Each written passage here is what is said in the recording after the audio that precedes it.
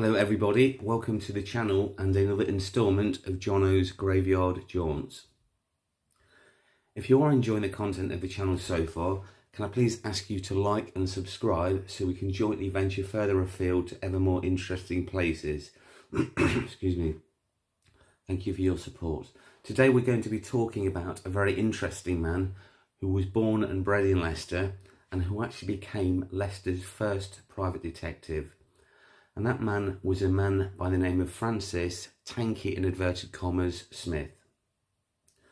Now Francis himself was not only interesting from a personal perspective in terms of how he lived his life, but also from an architectural perspective as a result of the property he had built by his esteemed architect's son, furnished with a beautifully ornate facade which included a total of 16 busts of various disguises Francis Tanky Smith undertook when he was operating as both an undercover policeman and a private detective subsequently. Now this newfound wealth he acquired came as a result of certain works he undertook for the very aristocratic and wealthy Winstanley family of Leicester. Francis Tanky Smith lived in the Victorian era, and not only was the property that he built very beautiful, but also architecturally ornately ostentatious. Now I personally love Victorian architecture because not only are the buildings themselves very robustly constructed for the very wealthy at the time, the mantra was, now I've made a few quid, I want to announce that fact with trumpets and violins through the buildings I have constructed and own. This Victorian architecture is very elaborate, often regarding the building facades. Now Francis Tanky Smith was born in Leicester and baptised on the 27th of December 1814. His father James was a needlemaker, his mother's maiden name was Anne, and the family lived in a squalid one-up one-down terrace house without either a bathroom or a kitchen. He met and married a lady by the name of Elizabeth Hames, and they were both married when they were 36 years old. Tanky and his colleague Tommy Haynes joined as constables in February 1840 when Tanky was 26 years old. Now they both started off on 3 shillings a week, which consisted of a 7-day week, which was actually less than postmen and miners were being paid at the time. Now the pair worked well together and soon became jointly Leicester's most successful police officers, and as a result in 1843 were given the sum of 5 shillings a week for the good work they were both undertaking. In 1836, Leicester was a very lawless, crime-ridden place, and burglars, robberies and street brawls were often frequent. So to address this problem, Leicester Corporation decided to create the first police force to try to tackle these very serious issues. The first police force was this formed that year and worked from the Guildhall in Leicester.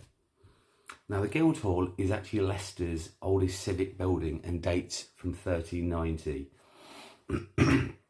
Work for a Victorian policeman at the time was very tough, and those on night duty worked from 9 PM until 6 AM, and they were not allowed to have a break or a hot meal. They were not allowed to lean on anything or anyone and were supposed to walk around 20 miles a night. Now a policeman's uniform at the time consisted of a reinforced top hat, a truncheon, a rattle to draw attention, handcuffs at a cost of £3 each to each constable at the time, and also a navy cutlass for personal protection in extreme cases. Now Tanky himself was by all accounts a very tall, thin, distinguished looking, charismatic man. He was also considered to be tough, fearless and a very trustworthy officer. A keen investigator with a colossal memory, highly regarded for his professional ability and utterly fearless. He studied human nature and criminals' behaviours and habits. Now there are no pictures of Tanky anywhere that I could find, and I'm guessing this is deliberate due to the nature of the very covert work he was undertaking as part of his duties as a policeman, then subsequently as a private detective. In 1847, the head constable, Robert Charters, created a detective force, and both Smith and Tommy Haynes were promoted to sergeants, and as a result became Leicester's first police force detectives. In 1853, they were both in turn promoted to inspectors and were awarded a 4 shillings a week pay rise. Now, Tanky himself was a master of disguise and used to dress up as a bishop, a Quaker and a jockey, etc. Excuse me. He used his disguises to visit many dens of iniquity, taverns and inns to eavesdrop on conversations, gathering information and making numerous arrests. After an argument with the head constable, Tanky resigned from the police in the early 1960s. Tanky then made a huge reputation for himself when he was hired by the very aristocratic and wealthy Winstanley family, who lived in the then Braunston Hall, to look for their son James Stanley, who was the High Sheriff of Leicester at the time. James had in turn disappeared following a huge family row in 1862.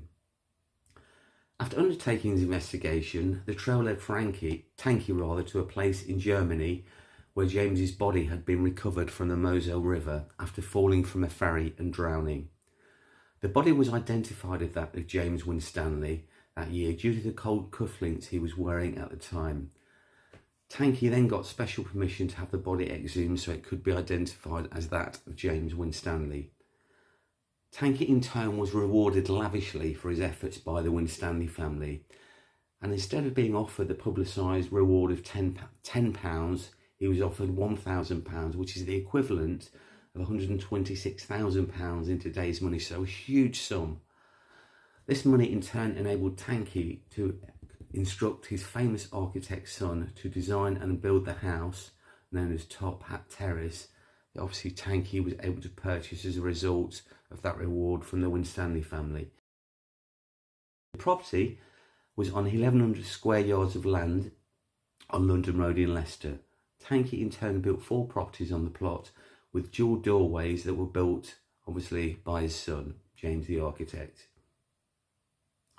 Now, the 16 heads on the outside of the building represent some of Tanky Smith's various disguises, which obviously we've just spoken about.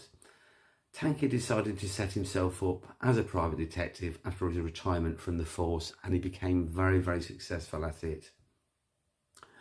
In addition to Top Hat Terrace, which was known at the time as Victorian Terrace, he developed Francis Street in Stonygate, which is obviously a very affluent suburb of Leicestershire. So, where does the name Tanky come from then? He got the nickname Tanky by tanking or tapping disorderly people on top of the head with his black cane. Now, Top Hat Terrace belongs today to a very established firm of solicitors who were in turn founded in 1910. And allegedly, Arthur Conan Doyle's Sherlock Holmes and Dr. Watson was meant to be based on both Tanky Smith and Tommy Haynes. Now, Francis Tanky Smith passed away on the 8th of April 1888, aged 73 years. His death certificate states he was a gentleman, which meant in Victorian times, and I quote, of chivalrous manners, of good social standing and independent means. And he died of bronchitis and heart disease.